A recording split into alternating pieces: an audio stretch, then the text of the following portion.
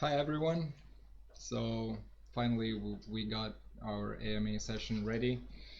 So I'm Adamas and this I'm is Nathan. our CDO.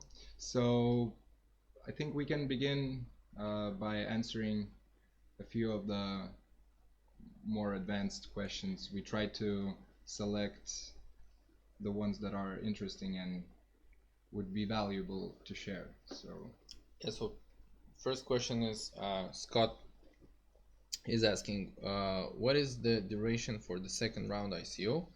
How confident are you to reach hard cap in the second round? What will happen if the contribution is lesser than you've expected? Will the projects outlined in white paper still continue and sticks to the roadmap? So people are asking to put the mic volume up a bit. Can we do that? Let's try putting it a bit closer. I can put it closer. Is it better? So yeah, basically the question in a nutshell is what is the duration and the details about the second round. So we will announce details closer to the second round. We will share the date. When did we share the date? I don't think we're supposed to tell that yet, but it's coming soon. Okay. Expect it to happen I think we need to in like a time of 2 weeks easily. So we'll announce the dates, the exact date, like right before it, and also we will tell the information about. I will correct you a little bit. Yeah. We will announce the details right before it, and the date will come next week. Because it's already set, and we will announce it like as soon as possible for you guys to know. And the second round will happen this month, as we promised. So you will get all the information very soon. So stay tuned. We will definitely share it through the newsletter, through all our communication channels, so you won't miss it anyways. And yeah, basically the second round will happen. In terms of contribution, is what will happen if the contribution is lesser than we've expected. It's probably not not a secret that the crypto market is very slow right now, and it's getting harder and harder to raise money from retail and also private investors. Although we have a very good community, and we really believe that in our case it's not going to be a problem. However, the reality is that it's getting harder. So yes, we have a plan B. We might do an equity round if we'll see that we need more money and we didn't raise enough. But we will deliver all our promises anyways. So that's basically the situation we have right now. So the plan B is basically equity round, if that answers your question. Okay, so we're reading, by the way, the Telegram chat. So if you have any questions you want to add right now, you can do that in our Telegram group, or you can do that in the YouTube. We're monitoring both, right? Yeah, we do. I am. So yeah, so we see that people are saying that the sound is better. That's good. If you need us to do something else, just ask. We'll put up the volume, or adjust the mic, or adjust the camera or lights, whatever you want. So the second question is, compared to other ICOs I've invested, Chris is asking, compared to other ICOs I've invested in, the targets you have set out have been really small. Typically I've been a grab whatever we can approach from other projects, but you're going about this differently. Why did ORCA decide to go down this road, and have you found this has helped structure the business better and concentrate on MVP? Do you mean, like, Chris, I see you are online, do you mean targets of fundraising, or targets of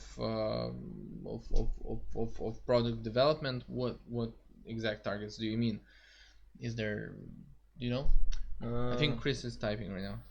Targets of fundraising. Targets of fundraising. Okay, yeah. So the main idea here is that, it's not what we believe. Still, any ICO is a classical startup. It's just the fundraising method is a bit different, but in general, you don't have startups like in the regular, VC world. Startups don't raise 150 millions in the first seed round. That just doesn't make sense.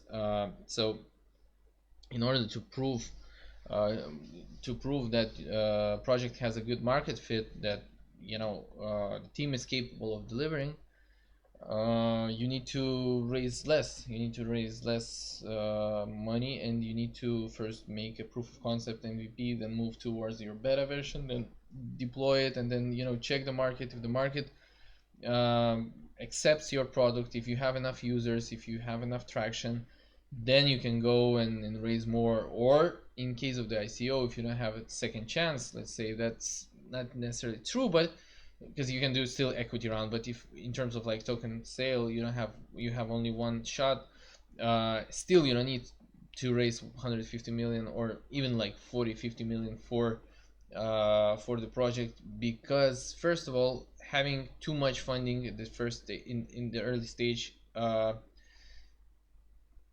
it, it's like a poison for the project, I believe, because founders become very relaxed, team is very relaxed, everybody has a nice payroll, nobody gives a damn about whether they will deliver or not. They have the money in place, so there is no motivation, and that's probably the main problem we see right now with many projects, that yeah, they have the money, and now they're like, okay, we don't need like 40 million to build a blockchain. Maybe we will launch a fund, and then we will invest into other projects and raise more money through that. But for the but that has nothing to do with the exact purpose of the fundraising that happened. So yeah, I believe that projects should do small caps, and not because of the market, that currently we see like smaller caps getting smaller because of the market mainly. But I believe that's how it should be in general. Like, you should raise less and prove yourself, prove to others that everything is right, and you have a plan.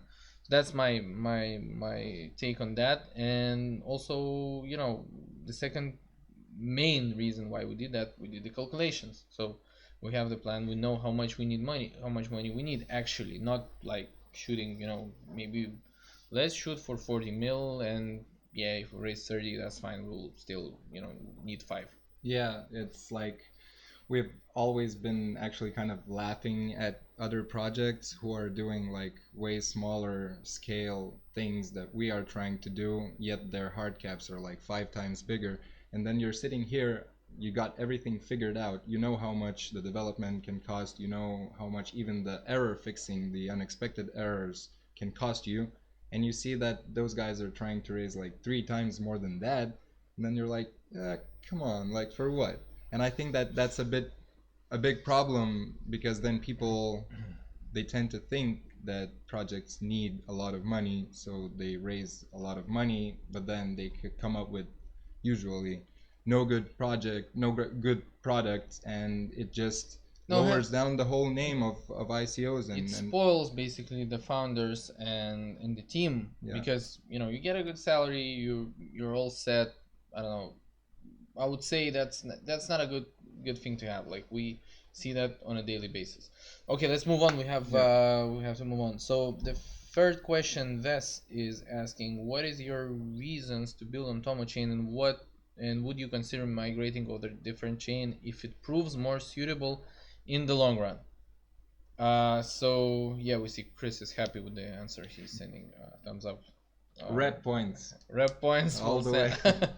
Yeah. So basically, the reason we chose Tommo Chain was, we really, we were speaking with different blockchains, and we narrowed our research to two blockchains in the end. That was One Chain and Tommo Chain, and we basically decided to move on with Tommo Chain because of their I would say their approach is more flexible and quicker. They're smaller in terms of team, and but they have a good talent. They have one of the co-founders of NEM is the founder of Tommo Chain, and he is actually the technical guy behind NEM. So he is very, very, skilled, and he knows blockchain. He understands how to develop blockchain, and their goal basically, Tommo Chain is a fork of Ethereum, cheaper and faster. So it's something that works for us perfectly, and yeah, that's basically the main reason we are moving with them. Although we're still waiting for their mainnet, we hope everything is gonna go well there, and they're gonna launch soon. I think it's next month. So I think it's gonna happen next month. I'm not sure, but I think it's November. So yeah, we will definitely try it. Hopefully it works. We don't need at the first stage. We don't need very powerful blockchain. We need to have a distributed ledger. So for that, Tommo Chain is perfect. It's cheap enough. So yeah, it basically works for us in terms of speed, price, and scale that it has already, and it will have in the future. So Yeah. Faisal just asked a question in our Telegram group, so yeah, we can go ahead. yeah, we can answer that. So Um, he asks, so obviously, as you mentioned, that ORCA is an abbreviation for Open and Regulated Cryptocurrency Adoption. How do you expect to deal with countries who are just introducing their regulations, which may take up to 2 years? Well, from my perspective, since in 2 years we will have our, well, hopefully, I think we'll have our full platform up and running, and we'll have a user base. So that can help in spearheading the proper regulations, because as soon as we have a lot of people who use cryptos and they need to use them together with fiat, governments will just, I mean, have to deal with it in one way or another. And if we have a common voice, a lot of people to sort of like tell governments which way works the better, then maybe we can have a mutual cooperation, and those regulations can come in place better and faster. So I think our mission was always to, yeah. the the thing is with regulations, I think governments are still way, way behind in terms of regulations. Uh, there is a certain lack of understanding of how cryptocurrencies work, why they exist. Like the first thing, I think the important thing that the government, I mean, I don't want to mention particular examples, but I know for sure that there are many where basically people who run, who make decisions in terms of regulating cryptocurrencies, they don't really understand that it's not about regulating them, it's about adopting to the new shift of money, basically to evolution of money. They're trying to regulate something that is very hard, like it's hard to regulate by design. So in this case,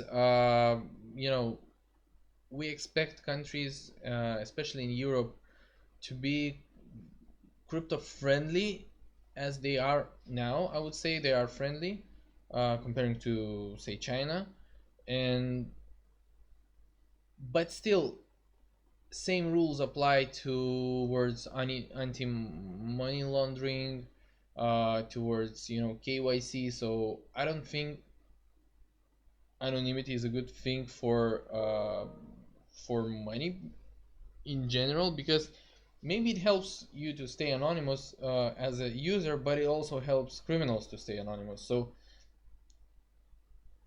whether you're willing to pay this price and lose your anonymity, and have less, you know, criminal activity in the world, I would say, yeah, I'd rather do that. So in terms of crypto, you need to have also some kind of transparency. It shouldn't be the flag of anarchy and um, basically zero regulation.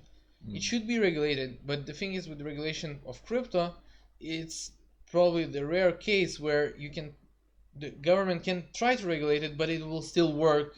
But the technology will still work. You cannot stop Bitcoin, for example, from working by regulating it. You cannot stop people using Bitcoin by just regulating it, but you can adjust the regulation this way that people using Bitcoin will actually maybe they will need to comply with certain rules, but they will still have their own um, values or advantages of Bitcoin that they see right now. They will still keep that with them. So I really believe that regulation in this case is something that needs to adopt rather just to like come in and just put the rules there and try to stick with the rules. It's not the case right now. That's my take. And the second question is, and with the whole banks randomly closing accounts that are linked to cryptocurrency, how do we expect to prevent that? Um, if you could specify, like at least like geographical region you talking about, I would probably be able to answer you better. But in, let's say, Europe, banks are closing accounts. Okay, UK, I would say banks are not closing randomly. They're closing because they're afraid of money laundering. It's the only reason why they're closing accounts. um, they don't want they don't want to touch dirty money, basically, so that's the main reason. They would close. It's not because of the cryptocurrency, it's because of the activity related to cryptocurrency. So if this activity would be related to any drug traffic or human traffic, the account would be also closed. So I wouldn't say it's randomly closed. It's just when you have, like, let's say, fresh new account open like yesterday, and all of a sudden from some exchange that is registered in Cayman Island, you get like $10 million transfer. That's suspicious. Let's say even like 100,000. That's already suspicious. So because it's hard still, banks don't know um, how to check whether crypto that came through the exchange is legit money or is it money laundering. They are still figuring out. I know there is a bank in Estonia. It's called LHV, I think. uh, it's kind of trying to be crypto friendly, but the first thing they did, they opened a basically, I think, a branch where they have like crypto specialists like sitting there and doing proper diligence. Because if you go to the bank and let's say you say this is money from the exchange, they will ask, how did you get the money? You will say, I sold my bitcoins. How did you get the bitcoins? I mined them. So okay, that's it. Mining bitcoins, these are two words that banking sector still is learning about. So uh, you need to, you know in an HV case, you can bring documents to them and prove that you have mining equipment. This is the hash power of the mining equipment. This is the difficulty of the network.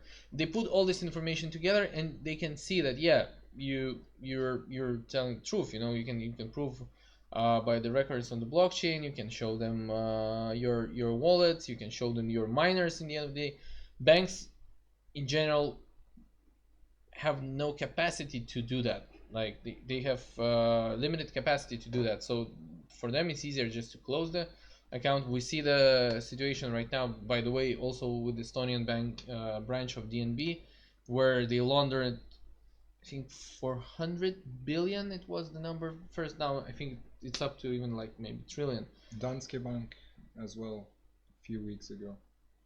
Yeah. So the question there is, how do you deal with money laundering, not how you deal with the accounts related to cryptocurrency. So it's just any money laundering is a problem there, or out there. So uh, in terms of UK, I would say it's probably the same situation there. I'm not really aware of certain cases of randomly closing accounts. So maybe you know, I wouldn't be able to answer you very precisely, but yeah, that's for me.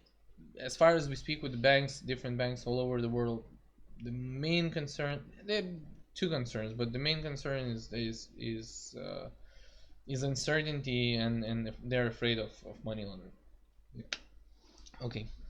Moving on. Moving on. Yeah, so we have fourth question. As Chris is asking, as the roadmap begins to expand out after the release of Pygmy, which areas of the team do you see expanding to keep up with the amount of progress? Okay. So in terms of team, we have currently we're expanding our development team because we need more and more people, uh, professional senior developers with the right attitude that fit into our team, both professionally and, let's say, mentally, like with the right vibe. So that's a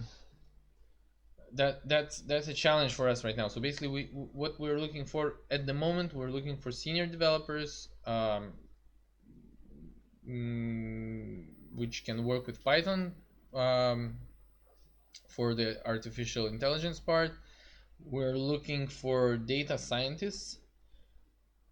We will expand definitely our blockchain development department also, because at the moment, uh, we still at this stage we have enough capacity, but in the long run we'll need more. Also, business development team will expand definitely, because in order to cover all Europe, and later more countries outside Europe, we need to have proper relationships with financial institutions, and that is super time consuming work, basically. Yeah. So it's just like many human hours are needed to become friends with, let's say, big bank or big financial institution. So that's definitely something we're looking forward to. So I think that we can move on. I think we can have a few of the shorter questions now, just to mix it up. So Thomas is asking, how old are you, and are you married? Do you have kids, and do we have any pets? So no, okay, no pets. I used to have a dog. I am married. I have one son. He's 2 years old, and I'm 28. So yeah, well, I do have a pet. I have a dog. He's pretty old now, so not for long, I guess. I'm not married. I don't have any kids, and I'm 21. So a youngster. Youngster in our team, yeah. Yeah. Okay, and still, he's not married. Yeah. Okay, we can have another quick one. How long do you, Dimitri is asking, how long do you think it will take realistically to create ORCA app that he can download to his phone? We're working on it at the moment, so I would say the first version probably is gonna come out in January, but like the full on version probably will take us about 2 more months after that, maybe three, up to three. Yeah, I think so too. I think we can expect to have it nicely on our phones like during the summer, spring-ish something. Yeah, I think. Another quick question, and then we will move on to ORCA technical related questions, and then we will round it up. So what cars do you drive? John is asking. What phones do you use?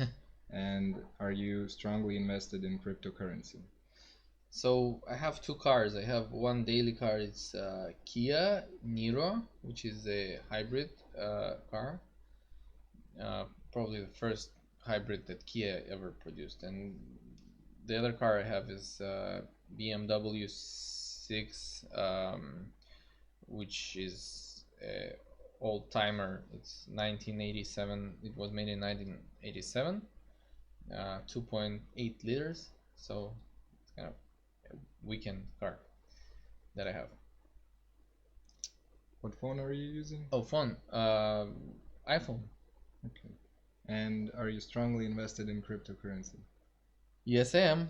Which is pretty logical in this case.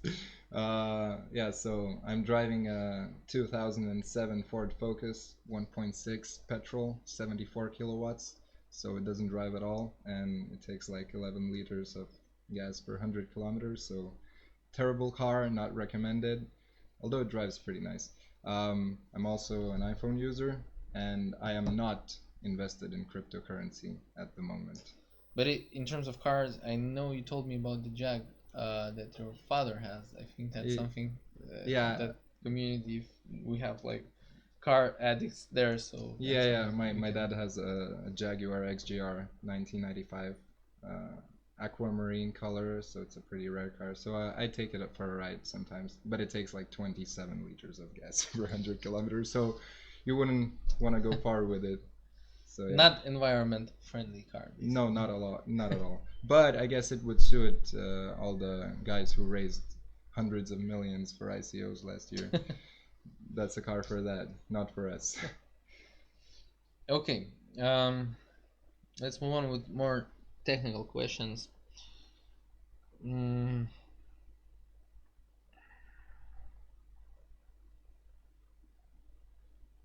Okay, Chris is asking, what is the reach of Mr. Tango accounts?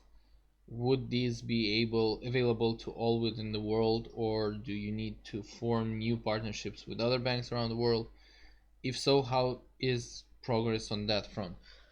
So basically, in terms of Mr. Tango accounts, you can open it from mostly anywhere, as far as you pass their KYC and you have proper, IDs in place. Your money are legit, and you can use Mr. Tango on that. So yeah, it's kind of a worldwide service in terms of Mr. Tango, but yeah, we are working with other partners. We have one partner in Korea and one more in Europe. Yes. Jose is asking about you YouTube. got it. We'll answer okay. right afterwards. Okay. So yeah, Mr. Tango will work for the start, because we needed the first partner. Also from the, not only from business development point, but we needed first partner to check from technological point of view, because you have different corner cases when you start developing. So we needed like a test ground. So Mr. Tango was and is very friendly institution, and they're basically helping us to work with APIs.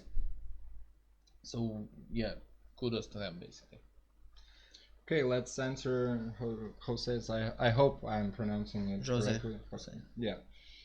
What features will be available in the beta? Okay, so the current features are basically mainly. I'll put it this way: like the beta version is made as a strong base for platform development. So in terms of user experience and functionality, it's still very limited, but in terms of construction and the way it's built, it's very powerful. So now we've built a base which user probably won't see. The biggest part of it you won't see from the start, because it's great. The structure there is like different microservices and security things, how to store the API keys securely, and etc, etc, etc. So these things won't be visible for the end user, but we will definitely tell you about them, because it's really exciting solutions that we've been working on. And the first thing that users will have chance to try is basically their portfolio information. So you can aggregate information from different exchanges and see which positions you have, how your portfolio was performing. Even later stage, we already have this function, but it's disabled still, but we'll enable it soon. You'll be able to initiate transactions and do the instant withdrawal. So now we're finalizing the plan of activating this uh, feature because it's already programmed. It's just the legal stuff that we are figuring out right now. And yeah, so basically two things: you will be able to monitor your crypto, and you will be able to move it at some point if you have account linked with our platform. Yeah. Also, question from the same man. What has been the most challenging thing in ORCA project? And so for me, from my perspective, yours is a bit different, obviously, but I think the most challenging part was to find the right people and to have them stick and, well, continue working with, the motivation and the passion that there was in the very beginning, because you don't come around that many people who truly believe in a project and want to achieve something and create the product, rather than just work in a startup that deals with cryptocurrencies and it's all fancy, That's flashy, different. fun, and yeah, money is everywhere, even though that's absolutely not the case.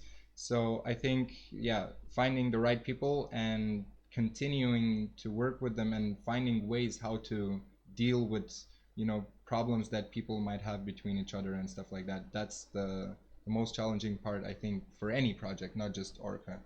Yeah, that's true. But for probably the most challenging part is dealing with 24/7 workload that we have, because we have different time zones, partners in different time zones. There are no weekends. We travel a lot, so this year has been crazy in terms of traveling, in terms of new net connections. So network grew drastically, and basically, yeah, that's the tempo that we have right now, the pace that we're running at. It's a very fast pace, and keeping up with it and finding time to uh, take a deep breath, put your thoughts together, and prepare for the next sprint. That's challenging for each member, so that's why basically we decided actually to go to on holiday at, at, at the same week all together. We've been on holiday in different places, though we didn't went like together as a team on holiday, but we took 1 week all together because that's the only way you can actually properly have rest all together. Yeah. Otherwise, someone stays in the office and the work keeps going, and it's not a holiday. We tried it doesn't work. So uh, going together was one of the solutions. So the main challenge is keeping up with the pace, I would say. Everything else is just a riddle. You need to solve a riddle: how to do something, how to technologically do something, how to develop your business, how to develop your business plan, how to attract investors, how to attract funds. All these things are riddles that we're solving on a daily basis. But the most important part is to stay fresh, both physically, mentally, be productive, be focused, and have the team focused too. So that's the main challenge. I think we can start to round it up with two last questions. So one more from Jose. It is: are you working in partnership with other projects? Yes, the simple answer is yes. We do have a lot of partners, and we're continuously working on new partnerships, and that includes companies from various sectors. So Yeah, I think if you go on our website, you can actually check out all the partners we have listed there at the moment, and we have more of them in pipeline, and we'll be adding more and more each month because the way ORCA platform is built, we're bringing financial and crypto services to you guys, and in order to do that, we need to have proper partners. We don't want to deliver all the services ourselves because that's not efficient and that's not fast enough. We have very bright-minded teams in the industry, and we have very you know good service providers already. We don't want to compete with them, we want to integrate them. So partnerships are kind of like one of the key pillar of ORCA. Let's say it's yeah. it's very important for us. Yeah. And You, sir, might pick the last question. Yeah. So, what has been the reception of banking sector in regards to the ORCA project, knowing it has links to cryptocurrency and blockchain? Has this been positive, or has it offered unique challenges? Unique challenges. It's a nice way of putting things, Chris. Thanks for your question. Actually, yeah, banking sector is very. These guys are conservative. We know that, and we approach them in a way that we show them, we respect their position. We understand that they're conservative, but still, the reality is today's reality is that millennials, Generation Z's, everyone now has. There is a big chance that these guys have crypto, and that's the reality. And if you want to provide end user with the right personal finance management solution, infrastructure you call it, you need to keep in mind that there is crypto. Because if you want to provide user with 360 overview of his financial data, you need to take in consideration that he might have crypto. That's our take on connecting both worlds, why we need that. Because if you want to manage your finances, if you want to manage your money, and you have Bitcoin and you have euros, you want to see both in one place. And for the banks, they don't have this option yet. Probably they never will. Maybe it will take them 10 years to integrate that, because they're very, as I said, they're slow, conservative, and there are reasons for that. It's not to blame them, it's just the way they are. And for us, we speak with the banks, and most of the time we say, actually, I think the last meeting we had with one big Scandinavian bank, they said, let's work together towards bringing some products to the end user that you're aiming for, because banks are also figuring out ways how to sell their products better.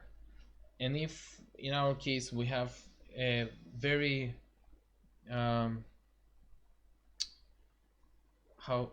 I'm thinking how to put it, but basically we have target audience that banks are interested in. Yes, we have people who use money without cash. They're using electronic money. They're having their money deposited in the bank. So these are the target audience for the banks. But when bank is trying to sell you something, you probably already have experienced that when they're trying to sell you something, they don't know much about you. They don't know whether you need a credit card or a debit card. They need to check how much money you have in your bank account, but they don't know maybe you have bitcoins sitting in your Coinbase account. And for them, that's a question, and having this information will help them to evaluate whether you need actually a credit card or you need a debit card, or maybe you need, or if you took a loan, maybe you need a better loan with better, interest rates. Or it's very it's very powerful to make decisions when you have 100% information, not 50% of information, but the 100% of information. And it's very beneficial for the end user, because then you get products that you actually need for the price that you can actually pay for them, and you don't feel bad or irritated because you've been shown some ads that are irrelevant, and etc. So banks actually are looking forward towards open banking. Is done? What about what happened? Okay, so I think our camera just died. So, well, it's about time to round it up anyway. Thanks everyone who watched. Make sure to leave some. I'll just add one thing. We're like sitting in the dark in the YouTube, but guys, thanks for watching. Thanks for having sending us our questions. Shoot them into Telegram group, and we will definitely answer. If you have more, we'll get back to you. Cheers. Thank you. Stay tuned. Cheers. Bye bye, everyone.